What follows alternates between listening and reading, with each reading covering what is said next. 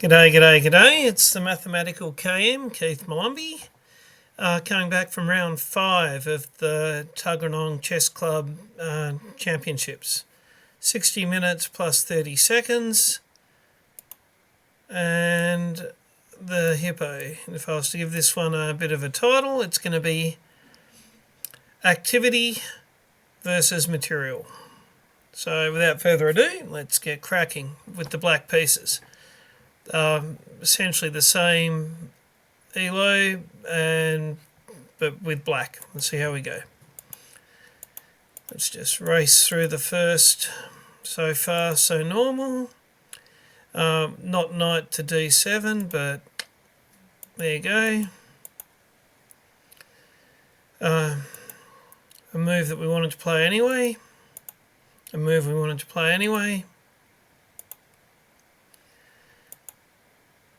And now we know we're not going to move the C pawn, but we want to erase the F pawn.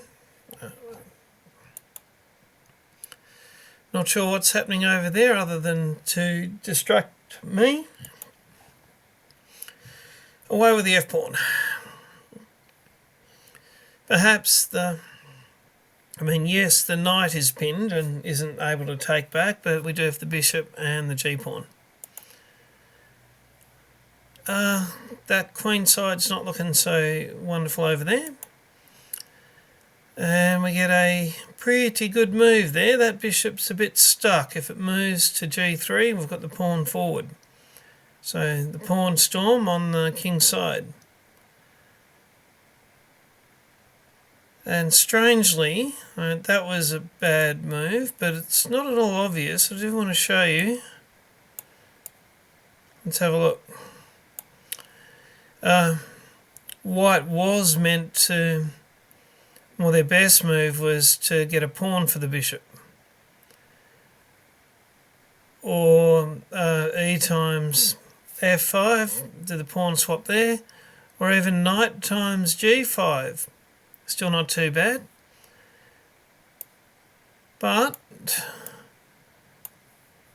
not sure how obvious it really is that knight times g5 is a great move and knight times e5 is a bad move.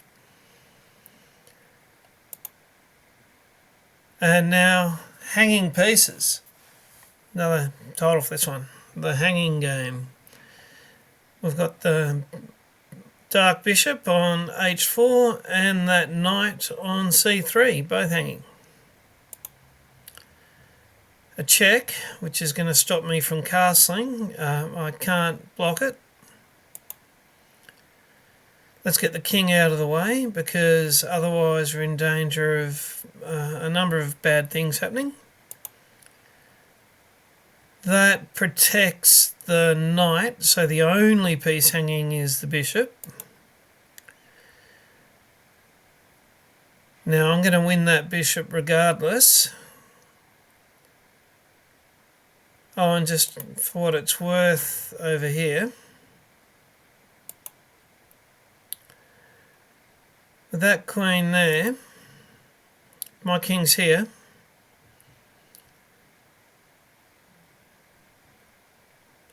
I'm in danger of losing the rook because from a check after I take the bishop. Sorry, let's just get this straight back to where we are.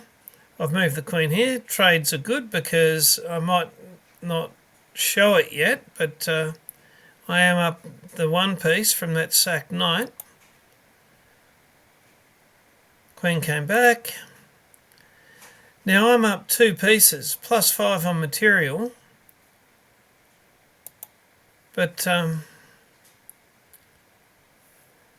my whole king side hasn't shifted. I've moved the king back so that I can maybe get my knight out. My knight can't go to c6, so there's an out, and that also, my bishop was trapped in there as well. So king back to maybe help develop. Okay, so I've got to move my knight. It will be protected by the bishop there, and assuming no checks or anything, then I want to get that very advanced f pawn. Got it.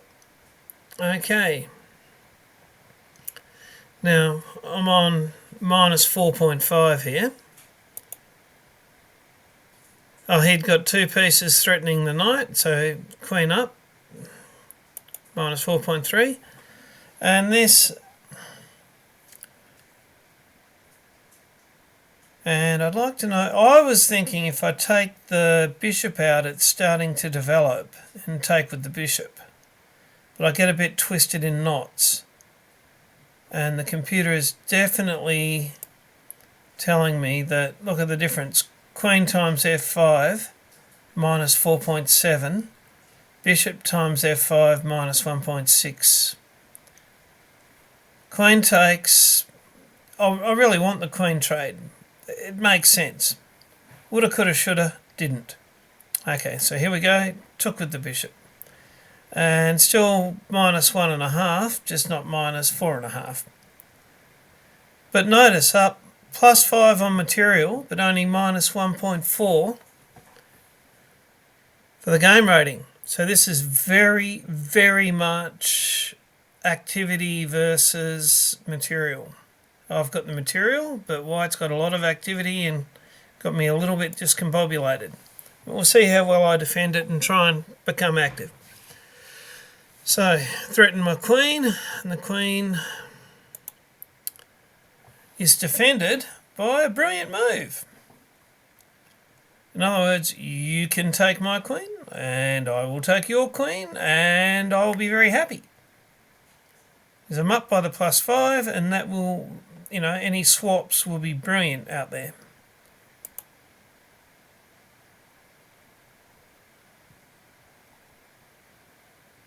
And he's taken the bishop. And at the time, and that's such a brilliant move, but it feels a little bit like giving back a piece to sort of get a little bit more freedom. Because I was 2 pieces up, now I'm only the 1 piece up. But that was the mistake, and I should have taken the queen across to insist on the queen trade. Now's the time maybe to show you the review. And this is where we have dived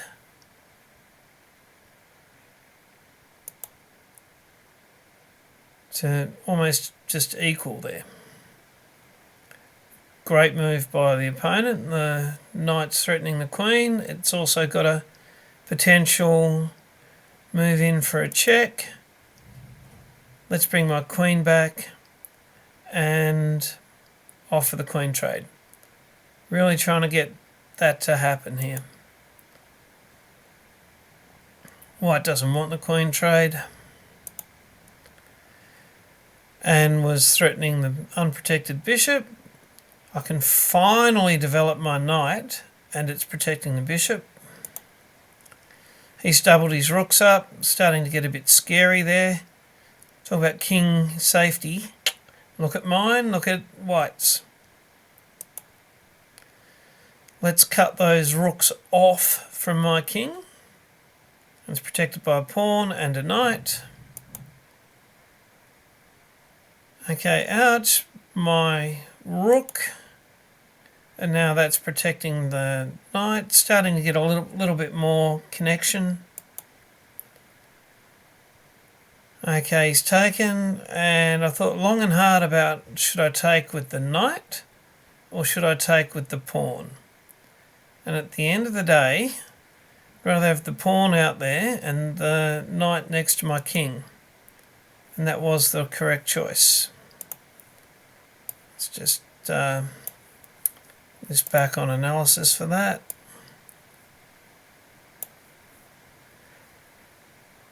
D times, or the pawn taking's minus a half.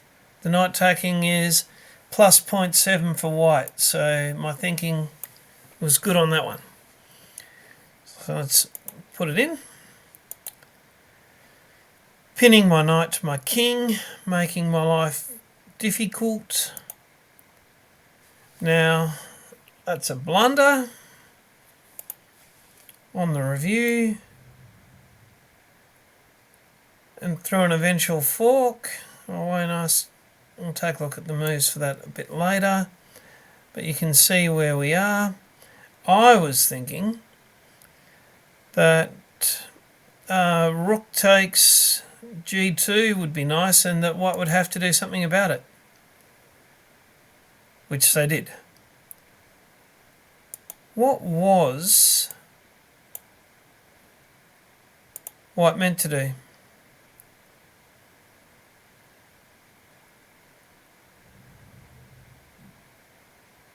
Ending up with 2 rooks versus a queen. Nice, but that was very hard for white to see, and fortunately 2 rooks versus a queen, and that, not sure. But the much more human move is to react to the threat of rook takes g2. And now I have the ability to try and get my king out of the way.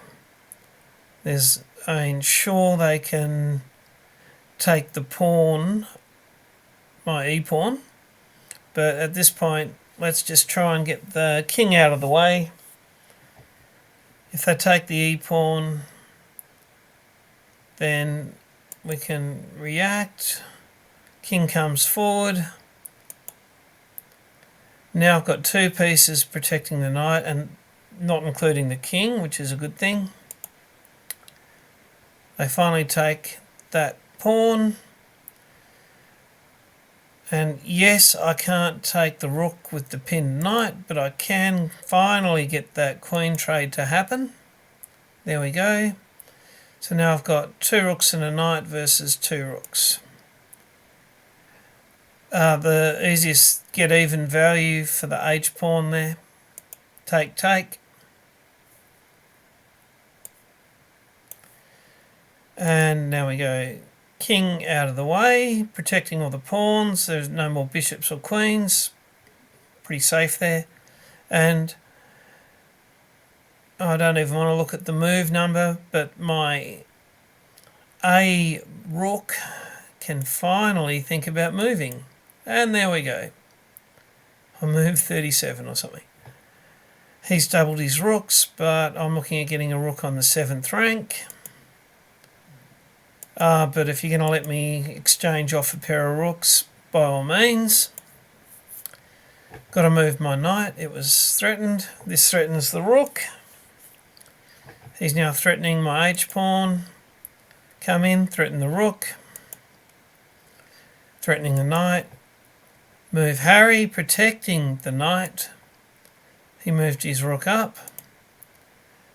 I should say she, it's Anne. Check.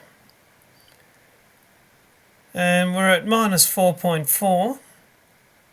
And this is, I guess, under time pressure as well, even though it's a 1 hour, 60 minutes plus 30 seconds of move. Down to only 2 or 3 minutes left each at this point. And she zigged when she should have zagged. And that's quite a pretty checkmate. The pawn protects the knight protects the rook checks the king in both directions, and g3, which would have been the safe square, has got a white pawn in it. It's given me played at 1650, which is, take it with a grain of salt, that's a lot higher than me. And yeah, so that is win number 2 in a row for the water horse, or the hippopotamus opening. So I won't say much fun was had. I was up 2 pieces and feeling really under the pump because my entire king side hadn't moved yet. It was almost like white gambited 2 pieces for activity.